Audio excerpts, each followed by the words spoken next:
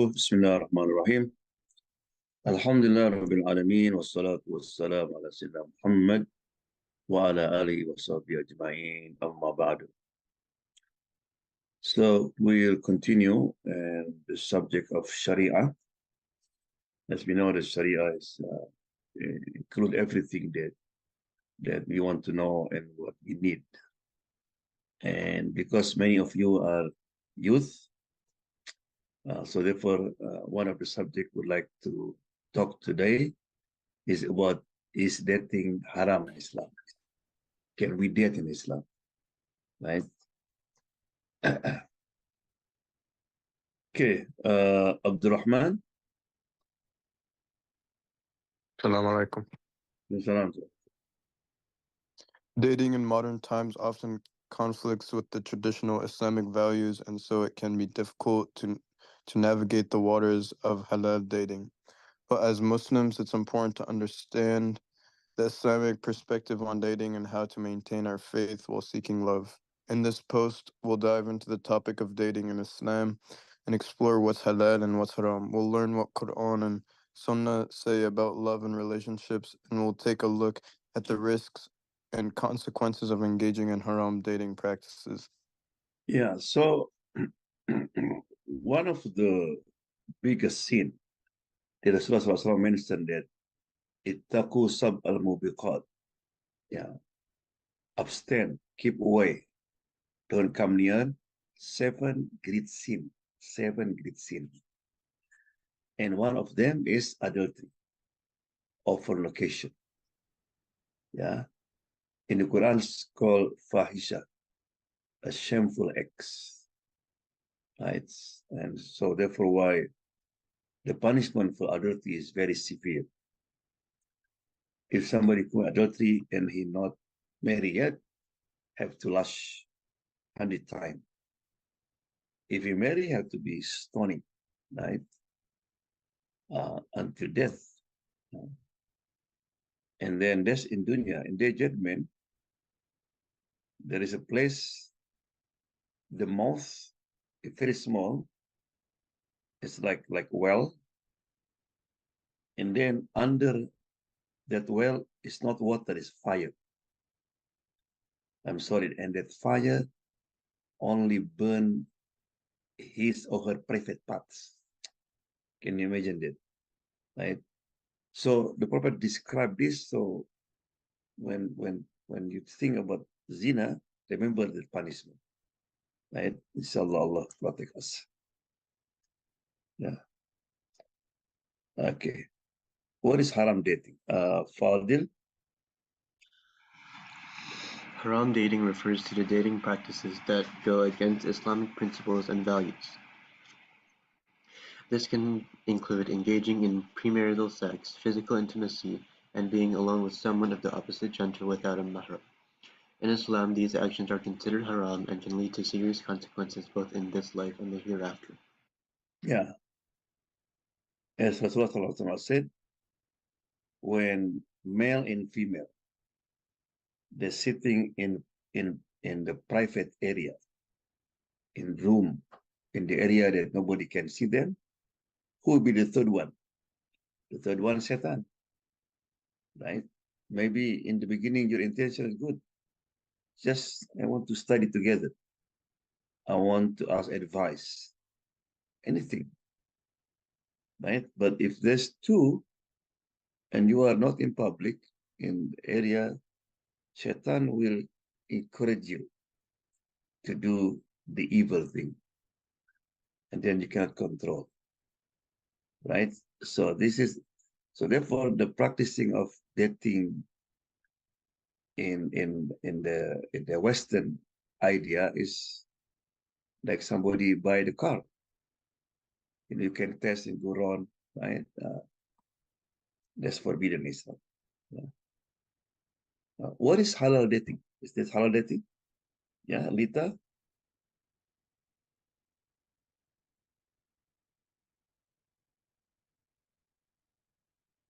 Okay, Nura? Assalamualaikum. Salam alaikum. Sorry, second. Halal dating involves getting to know someone of the opposite gender with the intention of marriage, but doing so within the boundaries set by Islamic guidelines. This includes avoiding physical intimacy and being chaperoned by a mahram during interactions. As Muslims, you need to understand the difference between halal and haram dating practices to ensure that you stay true to your faith while seeking love. Yeah. So when Islam forbids something, almost they give the alternative. Yeah. Allah said, don't drink wine, alcohol. You can drink Pepsi, you know, honey, milk, anything, right? So when Islam forbid us to have dating as in the Western culture, Islam gives us solution. There is certain ways because you have to get married, and before you get married, you have to know one another. So Islam did not forbid this, but Islam gives us guideline. Yeah, we'll talk about that, inshallah. Yeah, the death or not to death. Yeah, to death or not to death. Okay, Savia. Assalamualaikum. Salam. Okay.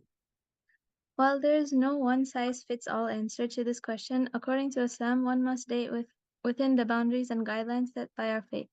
It's really important to stay pure and chaste before getting married. That's why dating practices that don't follow these rules are seen as haram. Halal dating is allowed as long as you follow certain rules. Certain rules, right? We'll talk about that certain rule. Yeah. But the idea is Allah subhanahu wa ta'ala, when he created Adam alayhi salam, Adam was feel lonely. So he has like dream and hope there's somebody to be in his company. And because Allah subhanahu wa ta'ala said, وَخَلَقْنَاكُمْ أَزْوَاجًا, we created you in pair, day and nights, black and whites. Yeah, everything have pair. So there is certain thing that even in human being, so we need that. So therefore, when Adam wake up, Hawa was there. And Adam didn't know the rule. Right? When Adam going to like touch her, Jibril came, Adam, it's not halal yet. Then Jibril performed the marriage. So the first one who performed marriage is Jibril as-salam between Adam and Hawa. Right? Okay. What the Quran and Sunnah say about love and relationship? Hayan?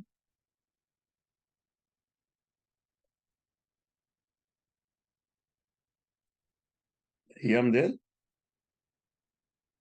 While the term dating isn't explicitly mentioned in the Quran, there are verses that discuss the importance of marriage and finding a partner who is compatible with you.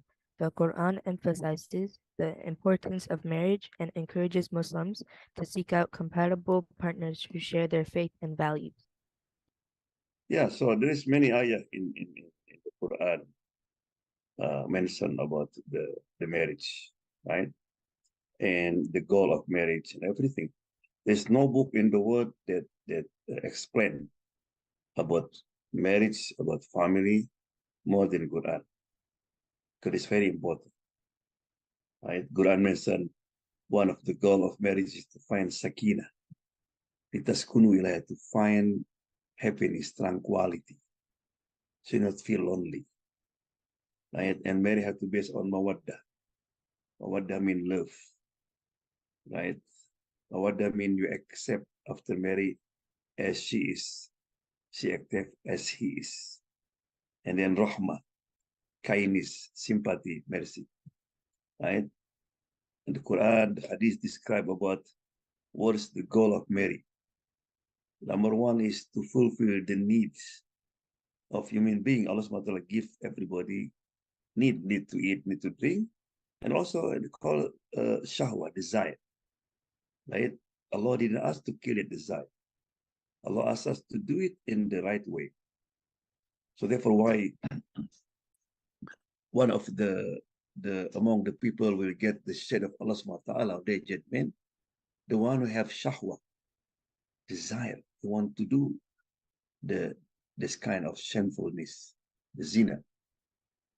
But he said, Inni akhafullah. That in the hadith, a man was invited by beautiful woman from high class. What did he say? Inni akhafullah, I fear Allah. Not my brother here, my father here. No, fear Allah subhanahu wa ta'ala. Right? Another goal of marriage is to establish family. Some families contain parents, children, right? Also to establish the next generation, right? Yeah. Okay. Daniel? The Sunnah provides guidance on love and relationships through the example of the Prophet Muhammad, peace be upon him, and his companions. The Prophet himself was known for his love and affection towards his wives and encouraged Muslims to treat their spouses with kindness and respect. Additionally, the Sunnah encourages Muslims to seek out partners who have good character and to avoid relationships that are based purely on physical attraction. Yeah. There's hadith mentioned about how to select your future wife, your future husband. When it comes to the wife, it said, marry woman because of 4 things. Because of her beauty, this is natural. Because of her wealth, right? Her wealth, that means the woman that can manage the economy, the financial thing, right? And then because of her lineage, very important. And because of her religion, right? If you have 4, she's beautiful, wealthy, from good family, and also religious, so you are lucky. But we didn't have 4 or only 1, but there's faith. She have iman, a pious woman. Rasulullah said, marry her. Yeah. So it means not marry because of pretty. After a few years, we'll go on the pretty. Because the world is not good also. The important is the faith, religion. The other one is extra. Right? For men, Rasulullah said, if a man want to engage to your daughter, so the hadith was addressing to the parent, right? And you agree with his faith and akhlaq, good conduct. When you're looking for men, of course you're looking for handsome, for everything, but need 2 things: religion and also akhlaq, good conduct. Because something maybe he's religious, but he means he's rude, right? No, we need 2 things, right? But anyway, so basically Islam give us, Sunnah give us guideline how to choose your partner in life, right? Yeah. Is your relationship halal or haram? You know, so tip for keeping it pure, right? No, inshallah will give you guideline. Amila? Assalamu alaikum. Salam. Is your relationship halal or haram? Tips for keeping it pure. When it comes to keeping your relationship halal, there are some important things to keep in mind. Here are a few tips to help you stay on the right track. Make sure your intentions are pure. Before entering into any relationship, check your intentions. Are you looking for a genuine, committed partnership, or are you just looking for fun? Be honest with yourself and make sure that you are pursuing the relationship for the right reasons. Yeah. So therefore, in Islam, they call khitbah, engagement, right? Rasulullah engaged, I think, 3 years with Aisha radiallahu anha. Yeah. But engagement have to have clear intention. So you can, talk with the woman or text if your intent is to marry her or she to marry him. That's okay in Islam, to know one another, right?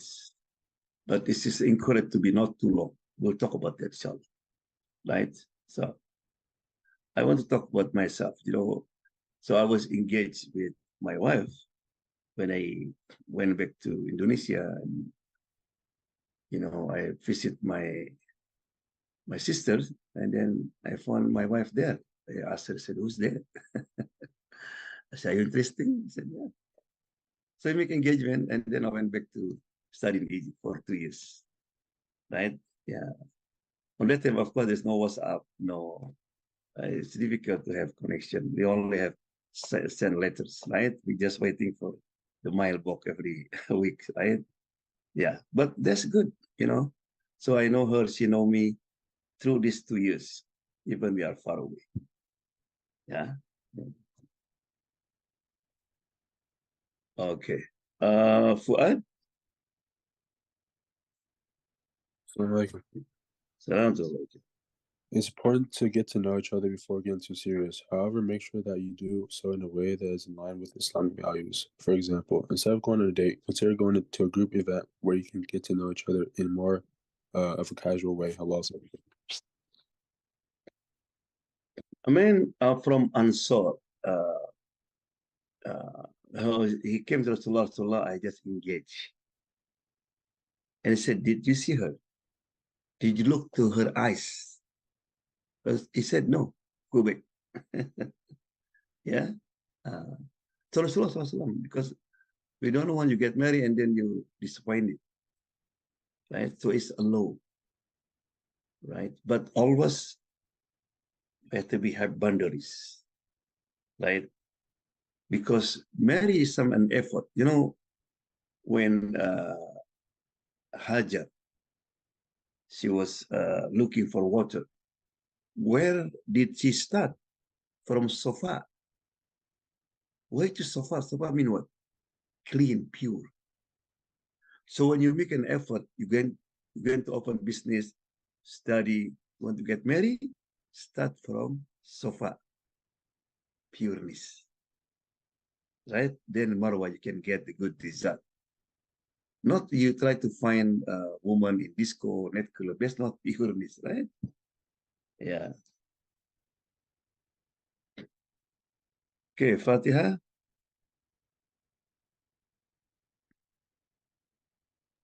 Physical intimacy is a big no-no outside of marriage in Islam. This includes things like kissing, hugging, and even holding hands. Be mindful of your physical boundaries and make sure that you are not engaging in any behavior that could be considered haram. So be mindful of physical boundaries. Number one, remember that Rasulullah said that men and women together in privacy, shaitan. So therefore, Allah never say, do not commit adultery. Never. He said what?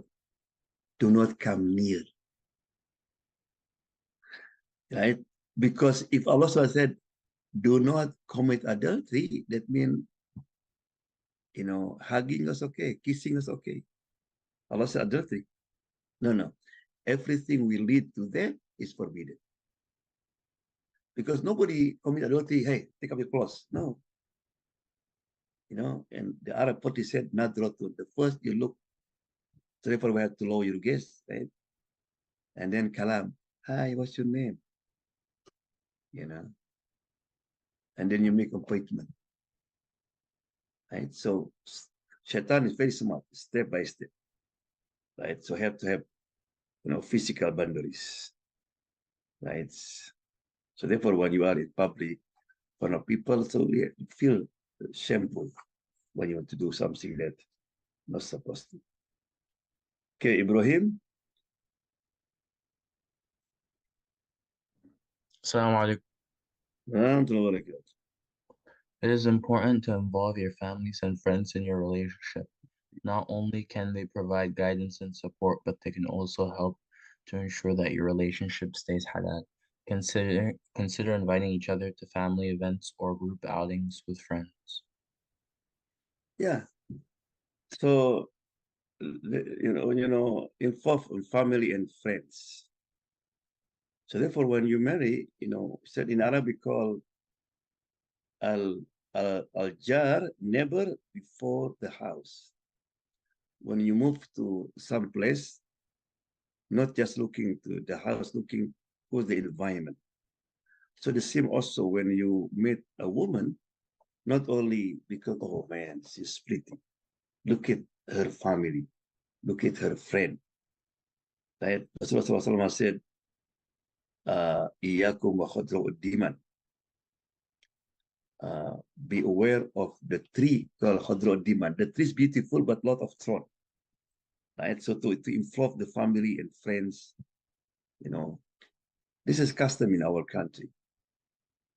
You know, when somebody would like to marry my sister, for example, I saw my father was busy.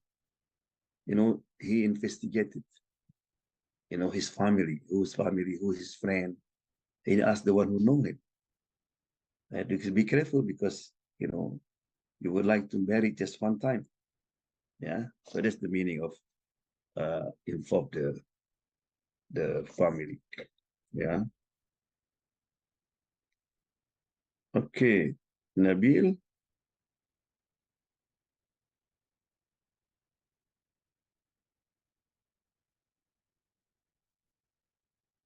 Nabila.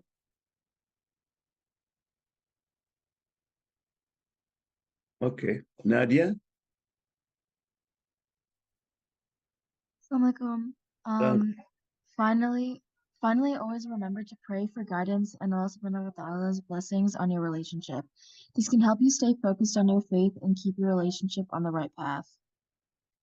So now, for example, you found somebody, you know, you're going to make decision. So you have to do two things. In anything, you're going to move, you're going to choose the faculty. Right? Number one, you do consultation with the expert. Of course, the best your parent, your best friend. Now, what do you think? Right? This guy want to marry me. I know him. I know her. Like, what to do? Second one, pray istikhara. Istikhara mean I ask Allah subhanahu wa ta'ala, Ya Allah, please help me with your knowledge, with your ability. If it is good for me, for my religion, for this life, next life, please make it easy for me. But if it is not good for me, for my religion, my dunya and akhirah, please make it difficult for me. Right? Rasulullah said, the one who make consultation and pray istikhara will not feel regret in the future. Yeah, because you make good decision. Okay. Now, how to find halal relationship in modern time, right? Okay, Fikri.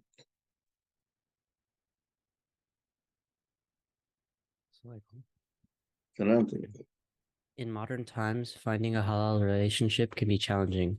However, it's not impossible. Here are some tips to help you find a halal relationship in modern times.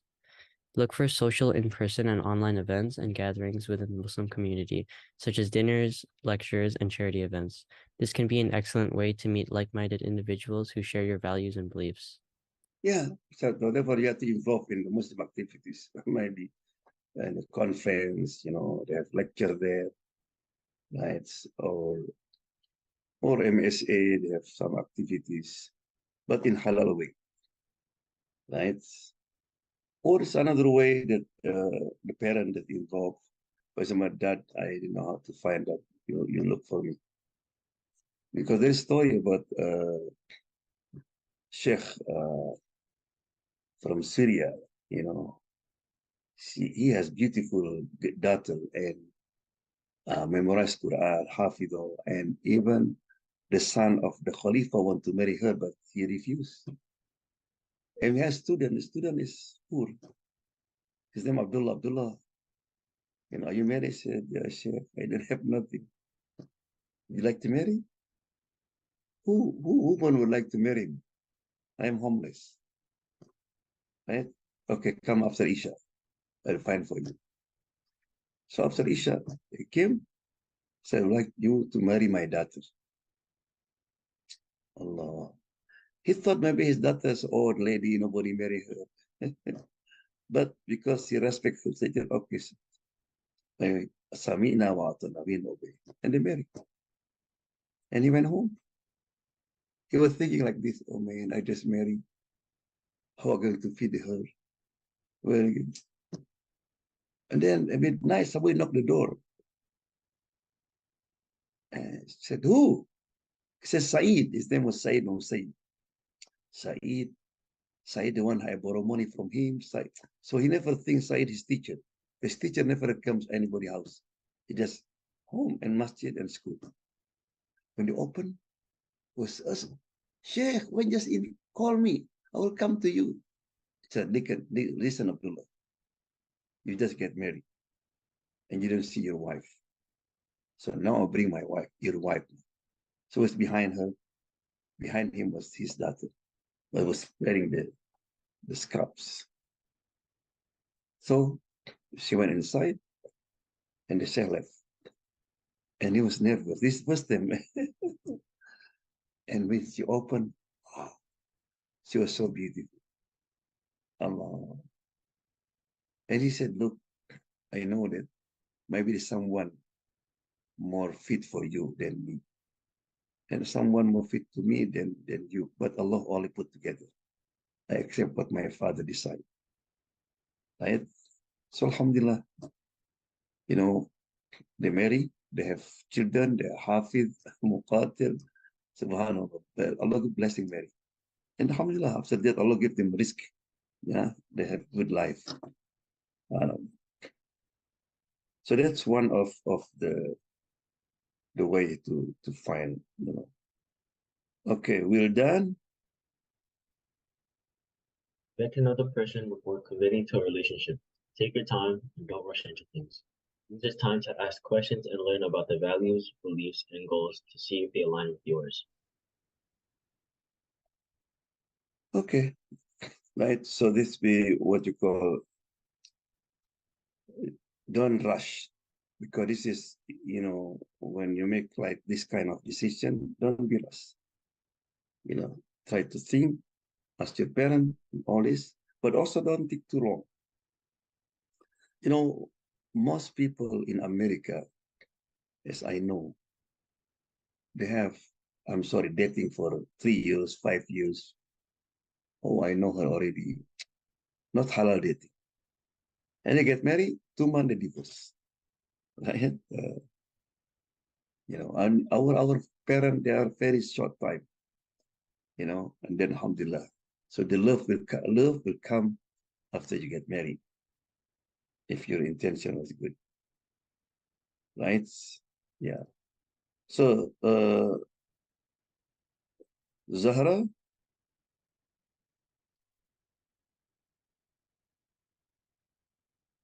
is Zuhaib. Assalamu alaikum. Assalamu Involve your family and friends in the process. Seek their advice and opinions as they know you best and can help you make informed decisions. Remember, finding a halal relationship takes time and effort. Don't compromise on your values and beliefs and trust in Allah's plan for you. Yeah, so be careful marrying non-Muslim, right? You know, I'm Imam. I have a lot of people have big problem. You know, even the same faith problem. Imagine, because you marry a non-Muslim, especially for women, of course forbidden. Men also are not encouraged to marry, you know, called Ahlul Kitab, unless you know that she is sincere, she will become Muslim. But it's not a big problem. The children will confuse, right? So avoid it as best as you can, if you can. Yeah.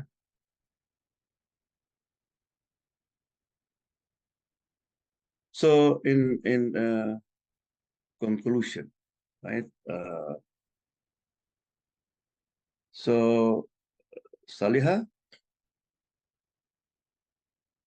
Assalamu alaikum. Salam alaikum. In conclusion, the answer to the question, is dating haram, is yes, if we refer to dating as known in Western culture. But halal dating is permitted as long as you follow certain rules. Dating not done within the guidelines of Islam can lead to significant risks and negative consequences. As Muslims, we must remember the importance of preserving our purity and chastity before marriage, and haram dating goes against these principles. Halal dating is allowed within certain boundaries, and it is essential to follow these guidelines to ensure that the relationship remains pure and within the realm of Islam. Yeah.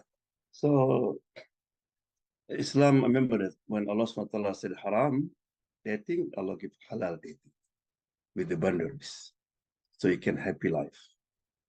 Don't marry like somebody by, in our country, and the people selling the cat, but put the cat in the sack. We don't know what kind of cat. Yeah, it's okay to know one another if your intention to get married. Yeah. Okay, Mubashir.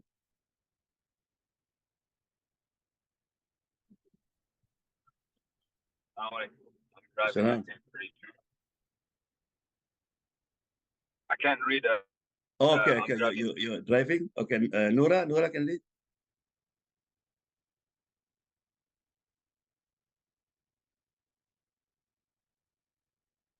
Are you there, Nura? Okay. Safia? Building a strong relationship with a potential spouse is important, but it shouldn't come at the expense of one's religious values and principles. By following the principles of halal dating, individuals can find companionship while also staying true to their religious beliefs. Remember that dating outside of marriage is not only forbidden by Islam but also goes against cultural and societal norms in many Islamic countries. By staying within the boundaries of halal dating, individuals can find happiness and companionship while also staying true to their faith. Yeah. A lot of people, our parents, they're happy, because they was find their partner and the relationship before marriage didn't have any physical connection, relationship, hugging, kissing, all this will destroy the future family. So that's why you have chastity is clean, and Allah will bless that marriage, right? So I will show you the video, but before that, the next presenters will be Nadia and Rido Fatima, inshallah. And today, Saliha Idris and Ibrahim Adil. I know Ibrahim will be here or not. So, Saliha, are you ready? Yes, I am. Okay.